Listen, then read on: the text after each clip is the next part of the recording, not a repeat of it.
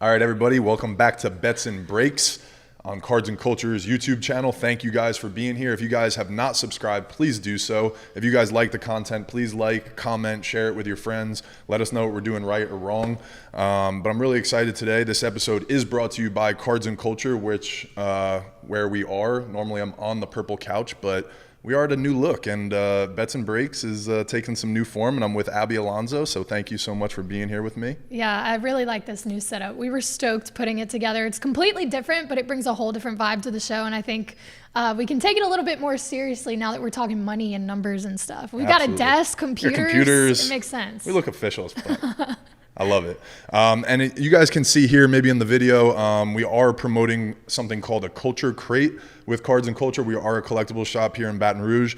So some of the things that we sell are sports cards, memorabilia, that kind of stuff. So this Culture Crate is really cool because it's basically a sports card starter pack. So if you're a young kid, if you're buying a gift for somebody, it's a great way to start their collection. You get 25 cards, and it comes with numbered cards, inserts, and you get a bunch of, household names in there and that kind of stuff. So if you're buying it as a gift or something like that, or you want to get it for a friend, we have baseball, basketball, football. They're great. We sell them online on Amazon and in shop here in Baton Rouge. So make sure you guys go check those out. But really excited because first episode, we're rolling. I got a partner here. Usually I'm by myself doing these videos in the shop. Joe's on the mic in here. So if you guys don't know Joe Mitchell, he's a producer for the Up and In show. He's got his own show called the 10-Second Runoff. So he'll be here with us. Say what's up, man. What's up, man? He literally said verbatim, what's up, man? We got to get you a camera now. We got to get the camera. I know. Yeah. A good looking guy, too. We got to get him on film. We got to get those. It's coming. It's coming. All right. So, but I'm going to give you the floor first, and we're going to start with a little sports rundown because that's kind of your specialty, huh? Yeah. So for the past couple weeks, I've been doing the sports recaps. Those have been kind of like at home and stuff. Now I have a place to do it. And we're going to kind of talk about the news that's going on in Louisiana sports all over the place, actually. And then kind of bring it together with sports betting and collectibles and how everything comes together. So without further ado, we're going to go over a little bit of Saints news. Kareem Hunt's name has been popping up in the headlines, which kind of took me back for multiple reasons. I mean, you've got Alvin Kamara, who just came out. He's got the 3-game suspension. We know it could have been 10 times worse, honest to God. Yeah, 3 games so not bad, but he will be out. Right. He will be out for 3 games. Benjamin has an injury, but you still have Jamaal Williams and Kendre Miller, which is why I was a little confused to see that Kareem Hunt was visiting the Saints. Joe, I know we were talking about it before the show, but do you want to weigh in on why that could be happening right now? Yeah, I mean, the Saints, their favorite thing to do in the NFL, right, is ruin my fantasy football team. So that's why they're doing it, actually, Yeah, so of course I have Kareem Hunt. We got a Dynasty League. I've had him for a year and a half Wait, so now. why wouldn't you want him to come to the Saints? Because we have 2 premier backs right now. Gotcha, so he's not getting the ball. Yeah. So Jamaal Williams, he led the NFL in touchdowns last year, rushing touchdowns, and then he was top 10 in yardage. Yeah, he had a killer year in Detroit. He was fantastic last year, and sharing a backfield with DeAndre Swift. So he's real. Whenever Alvin Kamara comes back, he's Alvin Kamara. He's going to catch all the passes. He's going to put up 800, 900 yards. Makes sense. So for a guy with Kareem Hunt on his fantasy team, that is not the move that you want. But Kareem Hunt is visiting the Saints.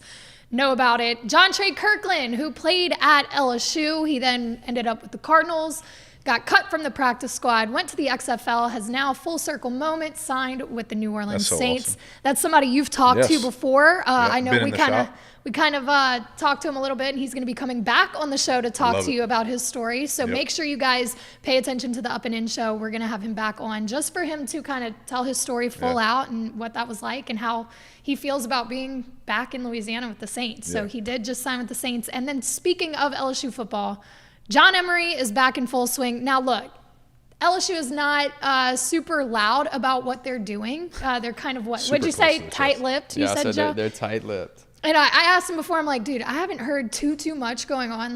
Do you have any notes or any key things that are going on here? He's like, John Emery's back in full swing. That's about all I got. Anything else you want to add? I'm expecting a big year out of John Emery. I mean, look, his problem last year, he was suspended the full year in 2021 and then 2 games in 2022. Yeah. So he came back, and the problem was, taking care of the ball. He fumbled too much. But Josh Williams was your guy after Armani Goodwin got hurt. So I think they have a full backfield. It's just about who's going to be healthy and who's going to take the reins. They brought in Logan Diggs from Notre Dame, so they got guys. BK keeps everything super tight, though. Yeah, he does. Yeah. What's the over/under on LSU wins this year? 9.5. 9.5. That's steep. I don't know. We feel good about that? I feel great about that. All right. I like it. I like cheering for LSU and having that in the back of my mind. Every game means something. You know what I'm saying? When you have a futures bet like that, so it works. I think you've kind of got me on board with it. I was a little iffy, but I think you could go over on that. All right, so right now, if you had to pick over under 9.5, you take the over. But is that your emotion? Because you just said you were a little hesitant. All right, here's the thing. If you start asking me questions like, "Are you sure?" Then I'm not sure, and I'm not even gonna take the bet. You got to stand your ground. I know, dude. I'm learning. But the stats. But he's a stats guy, so maybe the stats are influencing you in a good way, and maybe it's taking the emotion out of it, right? Maybe your emotion. Taking the over. Taking the over. Look, here's the thing. For the regular season, there's only one game that LSU will be dogs in. It's going to be Alabama. I think right now, we opened as a 10-point dog. I think right now we're a 7-point dog, and the season hasn't started. But we're favored over Florida State. That's a toss-up. So let's just say, just for the sake of it, let's say LSU loses to Florida State and Alabama. They're going to lose another one? Right. I mean, Ole Miss and Auburn. What about postseason? It does, so the over/under is just for the regular season. Oh, it's just regular season. Okay. Yeah. Wow. If they open the season with a loss to Florida State, then you get real nervous about that over bet. Damn, that makes me a little nervous. I'm not gonna lie. I thought it was postseason included. No, it's just regular season. So you play 12 regular season games. I don't think I know this is not an LSU football show. I don't think they lose to FSU. I don't think they do. Okay. Me either. And I don't really think it's I'm a betting guy, so I'm like well, 2.5. Speaking of being a betting guy, though, I know I just gave you all the news. Do with that info what you will. You are a betting guy. You love to do all of the bets. What are you good at? What are you bad at? How'd you get into it? Because if we're going to have a sports show talking about sports gambling and breaks and bets, we got to know who we're hearing from. Yeah, that's where I guess like the exciting part for me is you guys know sports, especially football, right? Like, so what I've learned is betting has taught me a lot about sports that I maybe don't know about. It makes me pay attention to games in ways that I probably wouldn't have. Obviously, if it becomes a problem and you're doing it, degeneratively, like it's an issue. But if I'm sitting at the shop and I throw $25 on a game, I'm now watching a game in a way that I never have before. Right. So it's actually taught me a ton about college football, about NFL. So that's been a lot of fun for me. The NBA, I thought I knew about. Struggled this year. Awful this year at basketball picks. But Jonah, he's our card specialist. He works at the shop. We're going to be like mixing him in the mix. He makes great parlays and had great success this year. So sometimes I was tailing his picks and did well. But overall, don't take any of my advice on NBA picks this year. Griff can't bet yet, but he's an NBA guy. I'm interested to see what he's got to say. Griff would probably give good insight. Yeah, he can't bet, but we can definitely pick his brain. Yeah. That would be cool, yeah. And you said the word degenerate. We have DGen merch. You might want to plug. I know, DGen. We do have if you guys are a DGen and you're a degenerate and you like gambling on everything and maybe in the middle of the night you place a bet on some cricket, we do have some merch that has I'm a DGen on it, so for the gambling community, the gambling lovers, we have that kind of stuff too. Because I am a little bit of a DGen just because I just like having action. It's my competition. But I really got into it, and this is what really sparked, in all seriousness, the efforts that we're going to do for this show is I'm a sports fan. I love sports. I love watching the game. I love business. I love money. I love, competition, that kind of stuff. Live betting this year changed the way that I watched baseball and made me fall in love with it in a way that I hadn't in a long time. Now, granted, LSU being great at baseball this year and having Paul Skeens and Dylan Cruz definitely helped, right? But it made me bet on games and understand that I knew a lot more about college baseball because I play, all these different things. And I found some opportunities to make money, and I did well, and I wound up making over $10,000 this year on college baseball, and over 3 or 4 months, that's a pretty good little side hustle, you know. Now, if I didn't lose so much money on NBA, I'd actually be, net positive and things like that. But anyway, yeah. And then I carried that into the MLB season, and that was super fun for me because I hadn't watched MLB or cared about young players or prospects or new players in the league in the last 4 or 5 years. I would watch it on ESPN and see it and stuff like that. But now I'm watching games. I'm betting on the first inning, so I'm knowing who the starting pitchers are, their stats, all that kind of stuff. And just the thrill of live betting has really intrigued me, and like I said, created a lot of energy around, maybe creating a new space with a sports book lounge type atmosphere, that kind of stuff, and the energy for this show. So I enjoy betting on baseball. That's been something that I've been successful with this year. So that's what I've been doing. Runs in the first inning. As a pitcher, it was the hardest to get the first 3 outs of the game. So I enjoy watching that. I enjoy being like, I think this is going to happen here. So I do that, which is called a YRFI. So it stands for Yes Run First Inning. So it's called YRFI. That's the acronym. Another acronym is taking notes. NRFI, which is no run first inning. So those are very popular because baseball takes forever, right? So sometimes you like, hey, I just want to watch one inning of this game and figure out if I make my money or not, you know? Interesting. So that's one that I do every single day, and I just have fun with it, and then I kind of know right away if I'm winning or losing. I had a little system in the beginning of the year that was a lot of fun.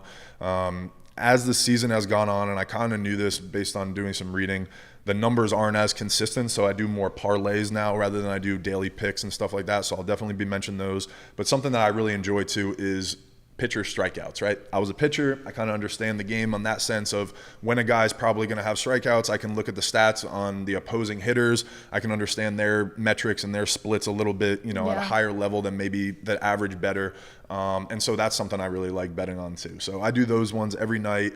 And those are the ones that keep me involved in the games. And then lately I've been doing like some spread picks and over-unders and just parlaying like some alternate spreads, which means that if Vegas sets the line at this game is going to score 9 runs, you pick the over or the under, I'll do an alternate and say, I'll take the over at 6 runs. So if they're predicting 9, I'm going to take 6. The odds are going to be way less favorable for me, but I'll parlay that with like 2 or 3 other picks like that. And that's one I've been having fun with throughout the season so far. Okay, so I just learned a ton of information from you, and I'm sure there's a lot of people out there that want to get into it but don't quite understand it, or just don't where do you go to learn sports betting? I guess here. Maybe here, yeah. Is this a show that people can watch and not only hear your picks and maybe go along with you, or can they watch and maybe learn something from it as well? And that's kind of the plan with bets and breaks, right? Is even with the breaking side of cards, I think people see stuff on YouTube and they're like, what is this? I just see cards being ripped, So I think this content here is going to be educational to show people like, hey, these cards they bought them for this, they sell for this. The betting, the same thing. These are terminology that people throw out all the time, and people don't know the terms, and what they mean and how that applies to betting. Yeah. So I think that's going to be something fun for us to unpack. And I think it's going to be fun for a year from now to see your terminology and see you're going to be calling me and being like, yo, so what should we put on the Saints game tonight? No, I am looking forward to that because I am new to this. I've bet a couple times before, but it was normally me following my brother or my ex or something put money on this. I did, but I'm interested to actually learn and be able to do it myself. And I think a lot of people that see this are going to be able to do the same thing. If you know sports, it's and you competed at all, you're a competitor, right? So if I tell you, hey, tonight they're saying that LSU is supposed to lose by 3 I almost said runs for baseball, 3 points. And you're like, what? They're going to win by 10 easy, right? That's where you can be like, all right, cool. Let me go see how I can go make some money. And Leverage that's what this show, and that's what this show is going to be about. I'm going to show you guys what those lines mean, how to play them, how to get the best value, how to compare different sports books because different ones have different values and that kind of stuff. So it'll be very educational. It'll be very beginner. We're not betting thousands of dollars on any games here. That's not what we're doing here. This is all to make sports a lot more fun and engaging, and that's the community that we're trying to build. We've talked a lot about betting, which super excited about, but part of this show is also bets and breaks, collectibles. So can you go into detail or explain how those two go together or why we're sitting here talking about both? Yeah. So to me, it goes the same thing with betting, right? The reason I like betting, and I think a lot of people like betting, is it's a competition. You get to go against somebody, right? And cards are kind of the same way, and that's what got me back into the hobby and made me start this business. Was in 2017, I was done playing ball, and I had a lot of, I was sitting on money, I was bored, and so I started gambling with these breaks. I'm like, I want a Zion rookie card, I want a Ja rookie card, so I'm in these breaks spending $2,000, $3,000, and I'm like, this is just straight gambling. This is and so I started learning about it, right, and understanding it. And so to me, collectibles is the same thing as gambling. Whether you want to go throw $100 on Joe Burrow to win the game tonight, or over time you're going to spend money and collect his cards, that's a gamble. He could go out tomorrow and have a calf strain and get injured, right? And maybe you've spent $10,000 on cards over the last 5 years, and maybe his cards are not really worth that much anymore because he just had an injury. It's way more calculated with cards and investing and collecting, right? Because you have something, you can hold on to something. It's still a collectible, but the value is gambling, right? So to me, that's what bets and breaks is. Whether you're getting into a card break and you're ripping cards, to me, it's gambling. You're going to spend $100 to try to get a $100 card or better, right? That's a scratch off. It's the same thing.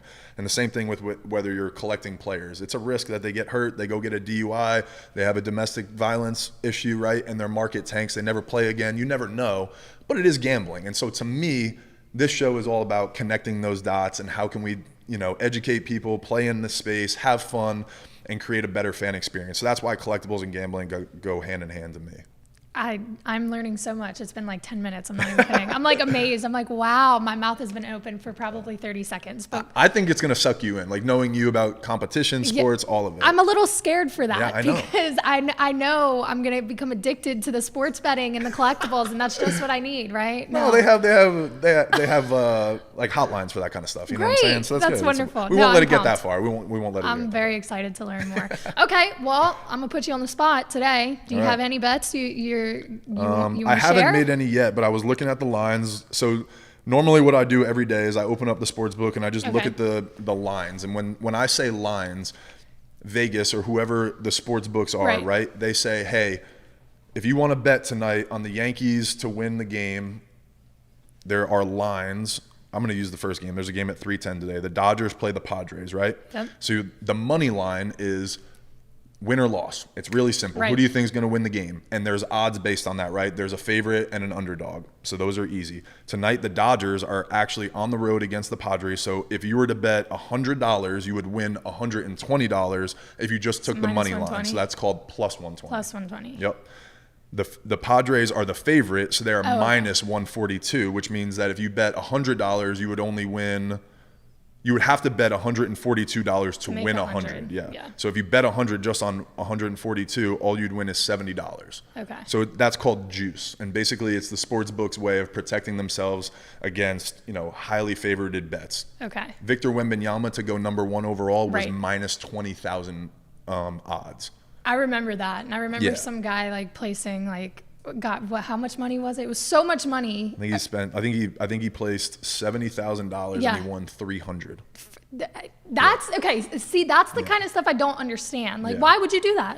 So technically, you could look at it two ways, right? Technically, it's free money. If it's minus, there's never anything that's free money. But when it's minus 20,000, basically the books are saying this is going to happen. You can throw money on it, but we're not going to reward you very much for any money that you throw on it. Yeah. Right. So somebody with a lot of money might just be like, this is a free $300, and you get all the points and rewards for betting $70,000 and getting back $70,350. Okay. So you're getting all the rewards points, the credits, all of that stuff. It might be that play. I don't know because I don't have that fuck you money like that. You know what I'm saying? That I can 70 grand risk for 300? 70 grand. Yeah, no, it's just what if they're I don't know. It's got to be for the points because I can't get behind that any other way. So I don't know. Anyway. There's always people that do that kind of stuff, and there's always going to be those bets and things like that. But those are the stories that we're going to talk about. And we're going to be like covering and things like that. So for tonight, I'm going to keep it super simple. I'm going to do some your fees. Which are the yes runs first innings. And I am going to take the Dodgers and the Padres. The Dodgers have a 50% scoring in the first run in the first inning, almost 50%. So I like that bet almost every day, right? Even if they don't hit it, they're probably going to hit it the next day. So I usually throw some money on that one. Can I stop you? Where do you find that information? Like, where do you go look to place your bets? Where do you find your info? So I'm on DraftKings. That's my book of choice right now. I've had some partnerships. I like the way that theirs thing plays aesthetically. And then basically you just go to their tabs and you go to MLB, and then there's all kinds of like different segments that you can bet on. And then I just go to the first inning because that's basically all the first inning picks right here. So I would take the over on that one. And then I'm going to parlay it with the Washington Nationals and the Phillies. They're playing at 540. And I'm going to parlay those two picks for a run in the first inning. And the odds would be plus 203. So I'm going to bet $50, and it's going to make me $150. So if both of those runs, if there's a run scored in the first inning by any of the four teams, I would bet $50. I'm betting $50, and the book's going to pay me back $150 for a total payout of $200. Okay. So that's going to be my first pick. So tonight we're watching. That's all we're going to watch. The first inning of the Padres and the Dodgers, and the first inning of the Phillies and the Nationals. And if they score a run, we're winners. If you're not into baseball and you can't stand getting through a whole game, I guess that's the way to do it. I love baseball, and I don't want to watch a whole game all the time. You know what I'm saying? Like, it's just it's a long They changed the game a little bit, but it's nice to get immediate satisfaction. Right. Know right away, yes or no, and it's that kind of stuff. Dragged out. Yep. What did you say the odds on that parlay was? Plus 203. Nice. Okay. So you can parlay. It's two picks. They're both favorited to happen tonight. Mm-hmm. Minus 135 each. and parlayed got you to plus 203. So if you took one of them, you could bet $135 to win 100. It's a little heavy juice for me. It's 35 is probably about the most that I would pay on $100, but that's why I like them together. So then it gets you to plus 203 odds, and honestly, I'm gonna throw this wrench in it for her. But if you are a bettor and you know, since the first game starts at 310 and you hit that first one, you can actually hedge on the next one and you can guarantee yourself some profit. We'll get into that at a later date. I was gonna say. Yep. We'll keep it simple. We're keeping it simple for day one because we're running out of time here. But then another one that I'm going to parlay is Spencer Strider. He's a pitcher for the Braves. Mm-hmm. He's probably going to win the Cy Young this year. Dude is electric, strikes out the world. And his over-under for his strikeouts tonight is 9.5, which means that you would have to, if you're taking the over in order to win your bet, he'd have to strike out 10 guys. That's a little steep for me. He has done that all year, but it is a lot for me. So what I'm going to do is I'm going to parlay Spencer Strider to have 8 strikeouts with Garrett Cole for the Yankees to have 6 strikeouts as well. So those two will be my punchy picks. Garrett Cole is also a Cy Young candidate for the Yankees. I don't know the exact odds because I'm probably going to do that one on FanDuel because you can get a little creative with the way that you do those ones. But if you were to take the over on both those guys, it would be plus 214 tonight. So mine will be a little less than that. It'll probably be around even odds. It'll probably be around plus 100. So I'll probably throw $50 to $100 on that to win $50 to $100 probably on my strikeouts. And sometimes if I'm feeling frisky, like if I like all my picks, I'm going to parlay all of my picks into one. I'll bet like $10 on that just to see, like, if I'm having a great night, we're really going to have a great night because then we're just going to like hit the home run and everything. So those are my quick picks for the night. I'll probably look at because the lines change as information comes in, right? So as it gets closer to game time, the books are getting information, so they're changing their lines. People are placing bets.